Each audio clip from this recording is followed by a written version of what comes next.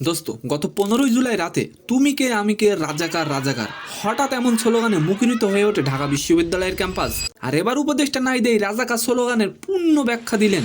দোস্ত, অন্যদিকে আসন্ন বাংলাদেশ ও ভারত খেলায় বাংলাদেশ 6 ফুট 3 ইঞ্চির পেসারকে সামলাতে বিশেষ পরিকল্পনা নিলেন ভারত। সালাম নমস্কার দোস্ত। রবিবার 15ই সেপ্টেম্বর সামাজিক যোগাযোগ মাধ্যম ফেসবুকে একটি পোস্ট দিয়েছেন উপদেষ্টা নাহিদ ইসলাম, যেখানে তিনি লিখেছেন, তুমি কে আমি কে রাজাকার রাজাকার। এই জুলাই গণ অভ্যুত্থানের সবচেয়ে শক্তিশালী ও সাহসী স্লোগান ছিল এটি। আওয়ামী লীগের মুক্তিযোদ্ধা চেতনার নামে যে বিভাজনের রাজনীতি ছিল, তাই স্লোগানের মাধ্যমে সম্পূর্ণ অকেজ হয়ে গিয়েছিল। দোস্ত, নাহিদ ইসলাম উপদেষ্টা হওয়ায় আপনি কি খুশি? অবশ্যই কমেন্ট করে যাবেন। নাহিদ ইসলাম আরো বলেন, আওয়ামী লীগের ন্যারেটিভ সেই রাতে ভেঙে গিয়েছিল। অস্ত্র ও বুলেটের মাধ্যমে তারা আরো কয়েকদিন টিকে থাকার প্রাণপণ চেষ্টা করেছিল কেবল। নাহিদ ইসলাম বলেন, 15 তারিখ সকালে আমাকে বহু মিডিয়া ফেস করতে হয়েছে রাজাকার স্লোগানের ব্যাখ্যা দিয়ে। শিক্ষার্থীদের কোনো প্রকার ট্যাগ দিয়ে এই আন্দোলন দমন করা যেত না। মূলত আন্দোলনকে দমন করার জন্যই রাজাকার ইস্যুকে তখন সামনে এনেছিলেন শেখ হাসিনা, যাতে রাজাকারের ট্যাগ দিয়ে এই আন্দোলন বন্ধ করা যায়।